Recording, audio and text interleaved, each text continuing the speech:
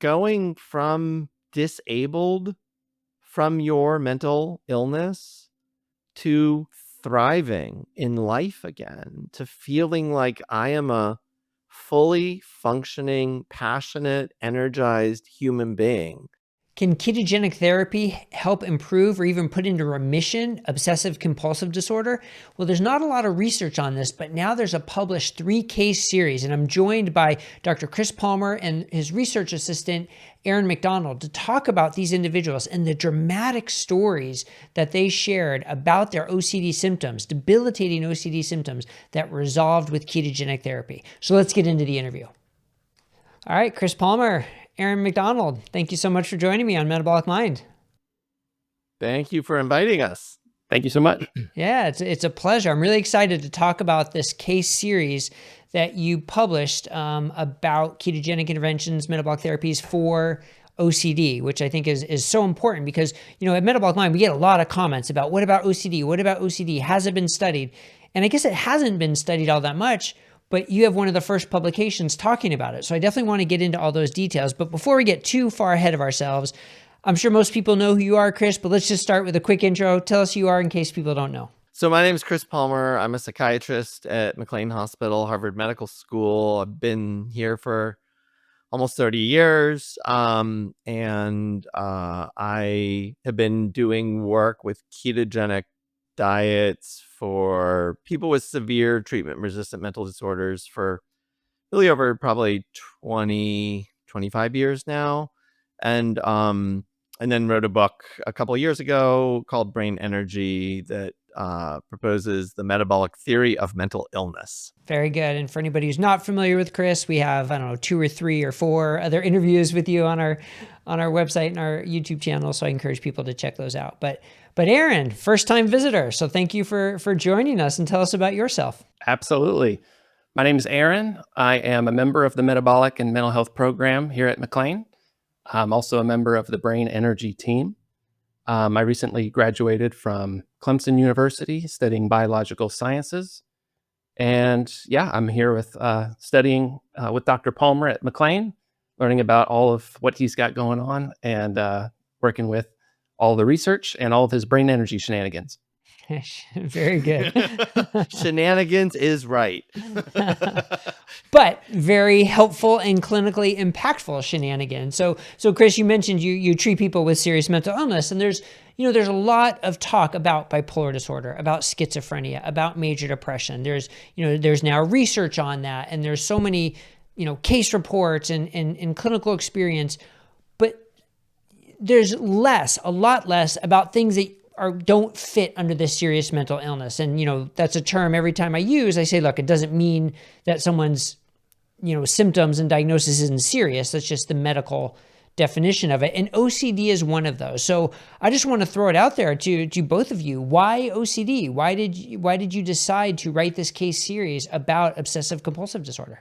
I'll at least take a stab at a start. And, part of it is, I think, commenting on what you just said, I think a lot of people do have a perception that OCD isn't necessarily as serious as schizophrenia, for example. And for many people, that is absolutely true on both sides of the fence. Schizophrenia can be a devastating, debilitating disorder for more than half of the people who have that diagnosis, but that doesn't mean you can't have schizophrenia and be thriving, actually, and be living a reasonably good life. And people with OCD can have milder symptoms, subtle symptoms that fall under the radar. But, as our case series kind of explored with at least 1 or 2 of the people, OCD can actually be a severe, sometimes life-threatening mental disorder. It can incapacitate people. And at McLean Hospital, we actually have one of the world's very few OCD institutes where it's a residential treatment program where we treat people who have had years, sometimes decades of medications, psychotherapies, and other treatments, and nothing is working for them. And they can literally be homebound because they can't get out of their own way. They are just consumed with obsessions and compulsions. And I can say firsthand, even at our premier institute that specializes in severe treatment-resistant OCD, we don't always get those people better. Even with the evidence-based gold standard treatments of medications and exposure and response prevention treatment and other treatments, not everybody responds. And so we desperately need better treatments, new treatments. And I think as I've actually shared on some podcasts, I myself have suffered from OCD. I had it as a child, um, and I received treatment for it, and the treatment kind of sort of helped, but not not tremendously. And so I really do know what it's like, um and I think that ketogenic therapies for some people can be life-changing. And it really is time that we bring this information out to the world and hopefully stimulate interest in randomized controlled trials. Yeah. How about you, Aaron? What motivated you to look into this? Well, when I first was onboarded at the Metabolic and Mental Health program, Chris had kind of pitched it to me because of a similar story that I had shared with him. I also grew up with OCD, and traditional treatments weren't as effective for me. Things like SSRIs and cognitive behavioral therapies helped, but did not address the root cause of my mental illness. And when he pitched the idea, I was very eager to get started. Um, and I'm just very glad that how it went. I'm glad it's successful. It's doing pretty well, and getting the attention of a lot of people. And like Dr. Palmer said, I hope it gets the attention of scientists and people who can expand on this research and provide it high quality research to those who really need it. Yeah, well, thank you both for sharing your personal experiences, and I think that's so impactful. I mean, you both know what it's like to go through with this, and you both know the potential benefits and pitfalls of the treatment and how so much more is needed. So your motivation is clear. And Chris, also for you as a treating psychiatrist, I mean, to see so many patients not getting better when you know there's a potential other intervention. And so you hinted at, hopefully this will spur a randomized controlled trial. So right away we have to say this was not a formal trial. This was not a randomized controlled trial. But tell us, how did you select the individuals? How did you collect the data? Aaron, why don't you start and tell us a little bit about that? So the patients were found with a combination of professional and personal connections. One of them was found through her advocacy online. Another one was outspoken on social media. And the third was, Dr. Palmer had knew of him through his own private practice. And so we had decided before doing the study that we were going to do 3 case studies, and that these 3 were going to be our patients. And so we were just going to be as honest as possible, say, let's just put their experiences exactly as they were. We're not going to pick and choose people based on who we think has the most exemplar story that the ketogenic diet fixed all of their problems, and be realistic and and yes, that was our approach. Very good. Yeah, and so Chris, right away before we get into the specifics, people will always push back and say, it's 3 patients. What does it really tell us? It doesn't say much. But how do you interpret that? How do you respond to that? I can make arguments on both sides of the fence. And in support of the case series, these are people who suffered from OCD for years before they found effective relief. All 3 of them independent of each other. We did not introduce them to each other. We did not share their stories with each other. They all independently reported to us that their symptoms improved dramatically when they were on ketogenic diets. When they went off of diets, when they went off of the ketogenic diet, most of them, or all of them actually, had a return of symptoms. And then when they went back on ketogenic diets, their symptoms again improved. And so in that way, we are not at all proposing that the ketogenic diet cured their OCD, because if it cured their OCD, they would be able to go off the diet and be free of OCD. I mean, a cure is like an antibiotic where you take it for a short period of time and then you don't need treatment anymore. You go on your merry way. And these three individuals have strongly suggested that they continue to need the intervention. They continue to need to follow the diet in order to have symptom relief. But that is a powerful kind of A, B kind of a pattern in which we see that, when the treatment is on, we get symptom relief. When the treatment is off, it doesn't. Now, some of the pushback will include things like, well, these are three patients for whom it clearly worked, because there may be hundreds or thousands of people who tried a ketogenic diet. It did not improve their OCD, and they're not sharing that story. They're not passionate about getting that out there. And that's why I suggested earlier, I'm hopeful that it will spur randomized controlled trials where we can see for sure how many people does this work for, and how many people doesn't it work for. Um, at the end of the day, though, there's a tremendous amount of basic science research on brain energy metabolism, on neurotransmitters, on the impact of ketogenic therapies, to know, both from basic science and from animal models, that we need to take this seriously, that this is a real potential treatment.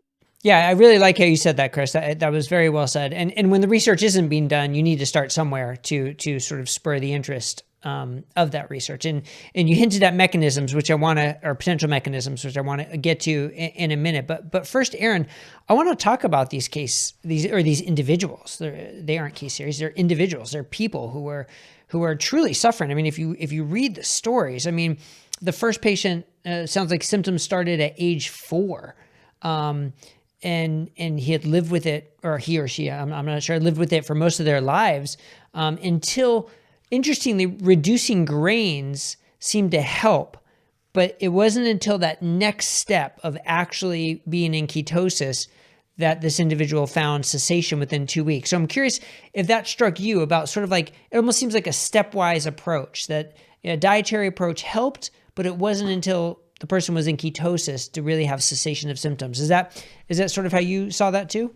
That's right. So he struggled with some weight problems in his youth, and through pure serendipity, his parents found that cutting grains while also helping his weight issues, and cutting sugars and other carbohydrates, they also helped with his mental health symptoms. He was able to focus better. His anxiety was down, and his OCD symptoms also decreased. And so his OCD symptoms, at one point when he was about 16, his OCD symptoms came back while he was on vacation. As someone who stays on a low carb regimen himself, when you go on vacation, you don't want to stay on a low carb diet. You want to enjoy all the, you go to Hawaii, you want to eat all the fruits and vegetables, maybe you have a drink or two. And so he found himself in this position. And while he was in his hotel, after feasting on some high carbohydrate meals, he found himself obsessing over the shampoo bottles and conditioner bottles in his hotel room. And he stayed up late into the night organizing them and ruminating about them, and couldn't go to sleep until it felt just right. And so, as Dr. Palmer alluded to, OCD can be debilitating for a lot of people, incredibly invasive and pervasive in people's lives. And when he started to implement the diet again, these symptoms went away, which again shows us that there may be something going on here with ketones, and with fat metabolism, with all the mechanisms we're going to delve into. Yeah, I mean that it's a striking example, and which actually leads me to the second case study, which I don't know, you could say is an even more striking example, because the quote that just jumped off the page to me was the second individual said they thought the only way out of their OCD symptoms was death. Like they truly thought that was the only way out at one point in their lives. And yet here they are 2 weeks after being in ketosis with resolution of their symptoms. I mean, that really struck me as it doesn't get any more dramatic than that. So what was your interaction with this individual and your take? Well, she had particularly, for me, disturbing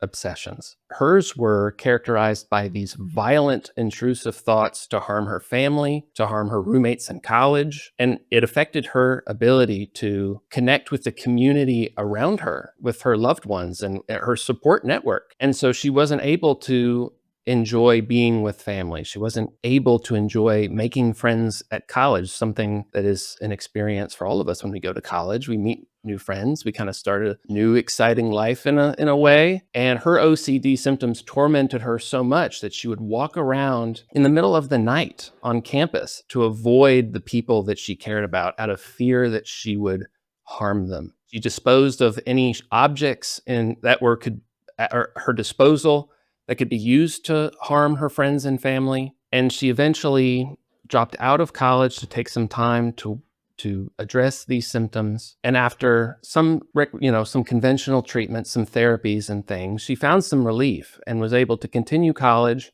as many people with OCD can. However, when she later moved in with her partner, certain things came about that stressed her, and the OCD came back to full force, as I believe she said it. At the same time, she kind of noticed some weird discolorations. I don't know if it was some bruising or what it would have been on her abdomen while she was showering. And she decided to go on a ketogenic diet for weight loss, much like case one. And out of pure animosity, found that the ketogenic diet seemed to decrease her symptoms of OCD rather quickly for her, within 2 weeks. Yeah, I mean that's so dramatic. So Chris, let me turn to you for a second. I mean, in both of those first two cases, symptoms resolved or improved dramatically within 2 weeks, which seems pretty dramatic. I mean, what do you think about that time frame of action? Honestly, I was and am a little surprised that it happened that fast for them. What I have found in my clinical work is that even with other patients, and one of these people has been in my clinical practice, what I have found with a lot of people is that they almost always get mood improvement within 2 weeks. And that can be profound for somebody who is debilitated by a mental health condition, whether it's OCD or schizophrenia or bipolar or whatever. Um, and so I think to some people it can feel like, oh, this weight is being lifted off my shoulders. But what I've also found, in particular with chronic psychosis and with OCD in other patients, is that those types of symptoms can take many weeks, if not months, to fully resolve. That, they're saying, I feel so much better. But as a psychiatrist, I'm pushing them. But what about those thoughts? What about those delusions? What about the hallucinations? And sure enough, they're usually still there. And so one of the reasons I really want to highlight this is because I'm worried that some people will hear, oh, 2 weeks and it should be all better. And then they're going to prematurely abandon an attempt at therapeutic ketogenic diet for their mental illness, thinking that, well, it didn't work for me in 2 weeks, so it must not, it won't work for me. And I don't want anyone to come away from these particular cases thinking that that is the way it works for everybody. Because as a clinician, I'm here to tell you that's not the way it works for everybody. For some people, it can take 3 months, 4 months, to really see significant improvement in the symptoms. Again, usually we're seeing some signal at 2 weeks, but it may not be the life-changing remission of illness or symptoms that you're looking for. And I would just encourage people not to give up yet. Yeah, such an important point to get that clinical experience and understand the time frame is different for everybody, and which leads to the third case, which is who's an individual who did have a more prolonged course of symptoms, even on the ketogenic diet. It sounds like, and it took maybe up to a year before seeing a resolution of symptoms. So, how does that case compare and contrast to the others, Aaron? Case 3 was an interesting individual. She is what I would consider much more treatment resistant. She tried conventional treatment. She went to therapy. She did cognitive behavioral therapy. She took SSRIs and atypical antipsychotics to treat her OCD. But the problem she faced was the side effects of some of these antipsychotics. She would find herself sleeping for most hours of the day, and she would only wake up to take her children to school and then would come home and sleep again after already having a full night's rest. And so she would probably sleep between 16, 20 hours a day. And so she was less plagued by her OCD and other mental health conditions, but her quality of life was horrible. No one wants to spend their whole life asleep and doing nothing and unconscious.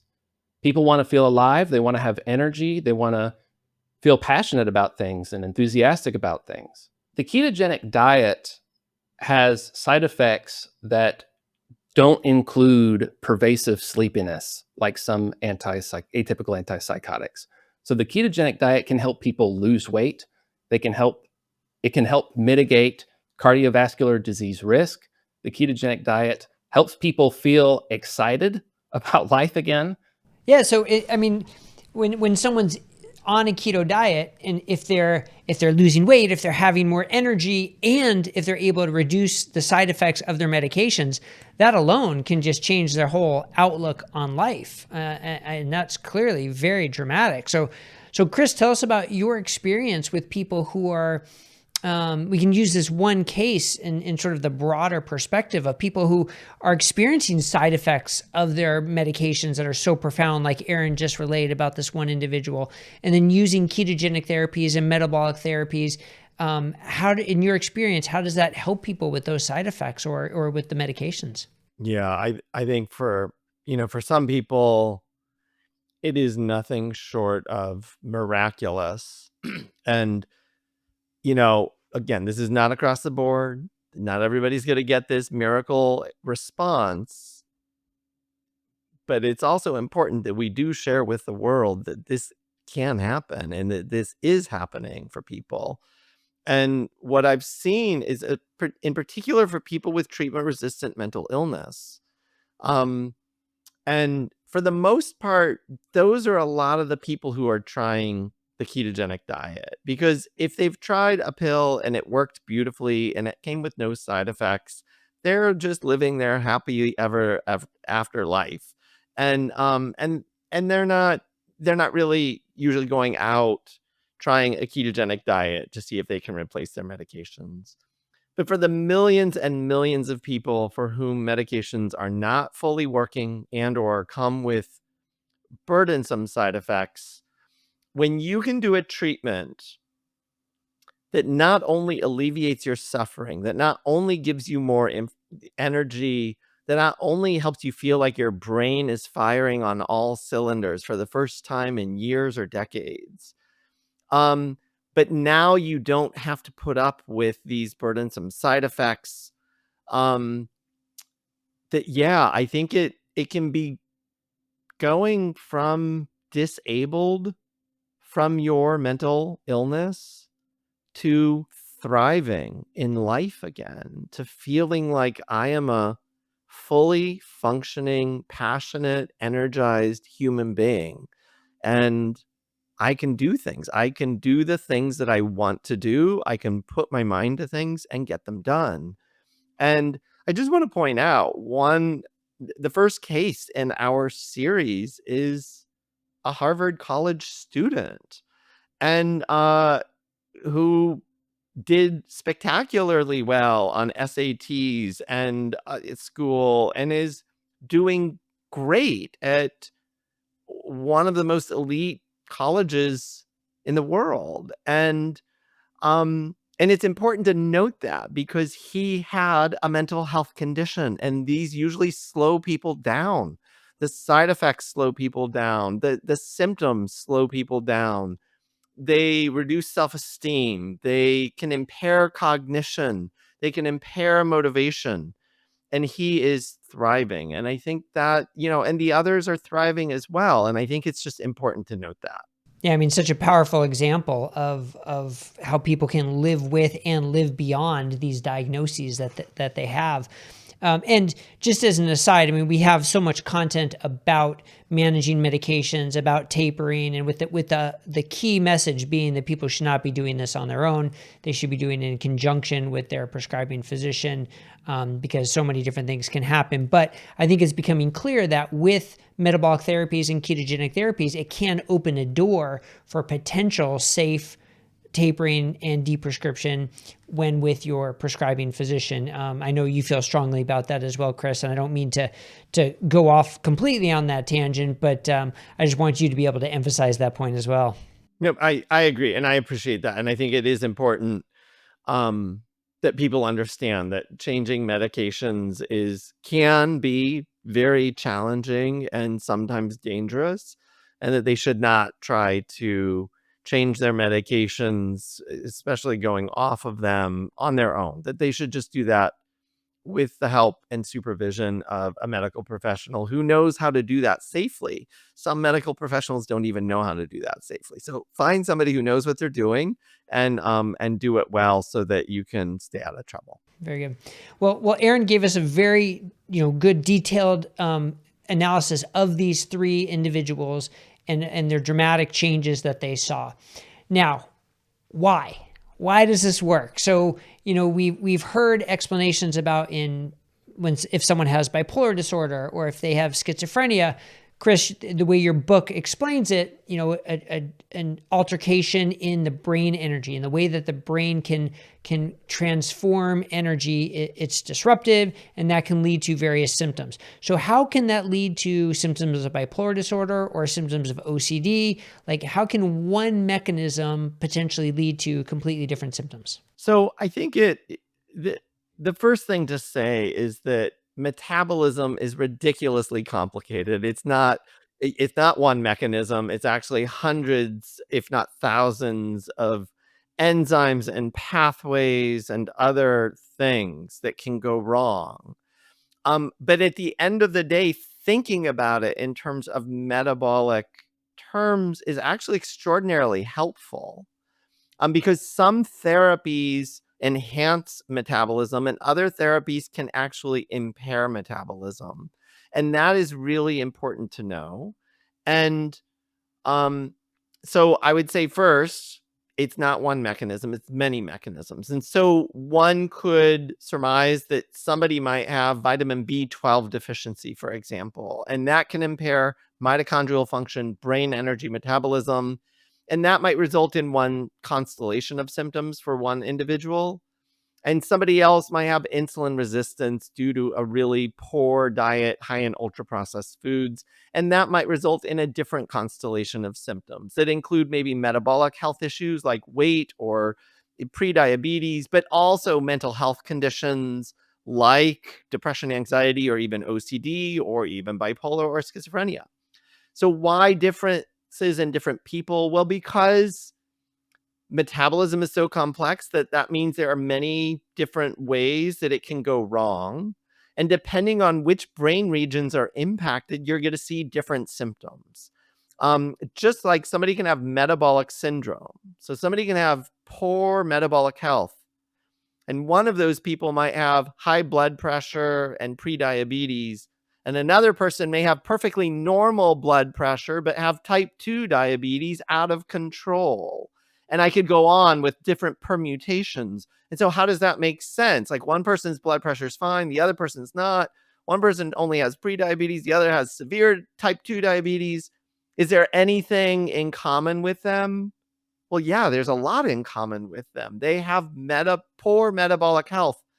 And at the end of the day, a low carbohydrate diet might help all of them, regardless of which ones you have. And so a similar thing can happen in the brain. Depending on which brain regions are impacted, one person might have OCD, another might have schizophrenia, another might have bipolar symptoms, and yet metabolic therapies can sometimes help any or all of them. And it's just really important to point this out. If this seems like a little challenging to believe for some people, there's a fine line between schizophrenia and OCD. A lot of people who have schizophrenia also have OCD. And some of the treatments that we offer, for example, Zyprexa or olanzapine, is known about 30 to 40% of people who are taking Zyprexa and olanzapine can end up developing OCD symptoms. And it's a side effect of some of our treatments that are harming metabolism, that cause weight gain, that cause type 2 diabetes, that increase risk for cardiovascular disease, and that also cause new mental health conditions. And I guess what I'm saying is it's all interconnected. And although it's complicated, it is understandable and we can do better. Yeah, and it's important to note how there is so much overlap between these diagnoses, and you're given the diagnosis that maybe is the predominant symptom to fit with the the DSM-5 criteria, but that doesn't mean that's your only symptom, and that there is such an overlap and comorbidity between all these diagnoses that they often sort of coexist. Yeah. So, Aaron, did you see that in the individuals too? That it wasn't just clear OCD and that's it. That they had other symptoms that could be given other diagnoses. Maybe if the OCD wasn't the prominent diagnoses. Oh, absolutely. Some of the patients did, in fact, have other diagnosed mental illnesses. Case 3 was diagnosed with bipolar and also suffered from postpartum depression. Case 1 had generalized anxiety disorder. And it just goes to show that in mental health research, we need to start looking for transdiagnostic indicators. Many mental health disorders are associated with metabolic dysfunctions. And so if the metabolic dysfunction is at the root of these mental health disorders, then metabolic therapies can be used to treat mental illness. Yeah. Yeah, that's a very good point. Yeah. Now to wrap us up here, Chris, you'd mentioned you hope this will inspire future studies in randomized controlled trials to look deeper into this. And I certainly hope you're right. But that's going to take, years probably before we get a published paper. So between now and then, what should a clinician do? A clinician who is sitting across from a patient experiencing OCD that's impacting their life, should they all be talking about ketogenic therapy? I think that ketogenic therapy should be on the menu of options, in particular if patients have exhausted many of the evidence-based treatment strategies. So if somebody has already been on 3 or more antidepressants, serotonergic antidepressants, at high doses, and those haven't worked, and they've augmented with atypical antipsychotics, or they've had trials of exposure and response prevention treatment. So these are some of the more usual evidence-based treatments for OCD. And the two strongest ones are exposure and response prevention, which is a cognitive behavioral therapy, or SSRIs, or serotonergic antidepressants. Those are the two mainstays. I can't tell you how many people, millions of people, are still suffering from OCD and they've tried those things. Or if they haven't tried exposure and response prevention fully, It's because they got overwhelmed with fear and anxiety when a therapist even mentioned it or tried to get them to do it. They became incapacitated with anxiety and they couldn't follow through with the treatment.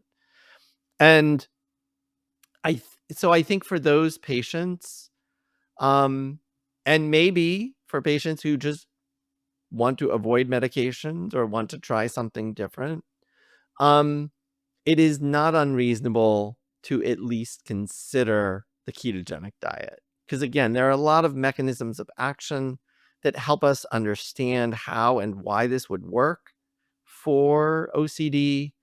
And now we've got some published case studies to document that for some people, this actually can work and can be life-changing and can be sustainable for years. And was an effective enough treatment and an easy enough treatment that they all came back to it. Again, all three of them at some point or another tried to go off the diet or veer off the diet or do something different with the diet for good reason. As Aaron was saying, if you're on vacation in Hawaii, sure, have some pineapple, have a cocktail or something with a lot of fruit in it. Because that's what people do when they go to Hawaii. So who doesn't want to do that? And yet, if doing that torments you, if that makes your OCD come back with a vengeance, and now you're stuck in your hotel room, crippled by OCD, there's nothing fun about that. It's no longer a vacation. And now you're just in a living hell. And so doing the diet is a piece of cake. Pun, I guess, intended. Doing the diet is a piece of cake compared to having crippling OCD. Yeah, very good. Well, I want to thank you both for joining me today and for your work, for taking the time to write up this case series and publish it. Because like we've talked about, this is an area that needs so much more work and so much more understanding. And this is definitely the first step. So thank you very much. And actually, Chris, before we go, just let everybody know where they can follow you, because you are very active on so many different arenas. Yeah. I mean, people can, I've got a couple of websites, brainenergy.com, chrispalmermd.com, focused on slightly different things. Chris Palmer MD is focused more on some of my academic work and some of the research papers and other things. But people can find me on X, Chris Palmer MD. They can find me on Instagram, Facebook, LinkedIn, all sorts of places. All right. And then Aaron, before we go, how about you? Where can people find you? You can find me on X at Metabolic Mac. Metabolic Mac. You won't find me on any other platform. Yeah, you won't find me on much other platforms because I try to minimize that stuff. So. All right. Very good. Well, thank you both so much. And I look forward to seeing more from you in the future. Thank you, Brett. Thanks so much. I want to take a brief moment to let our practitioners know about a couple of fantastic free CME courses developed in partnership with Bazooki Group by Dr. Georgia Eid and Dr. Chris Palmer. Both of these free CME sessions provide excellent insight on incorporating metabolic therapies for mental illness into your practice. They are approved for AMA Category 1 credits, CNE nursing credit hours, and continuing education credits for psychologists, and they're completely free of charge on mycme.com. There's a link in the description. I highly recommend you check them both out.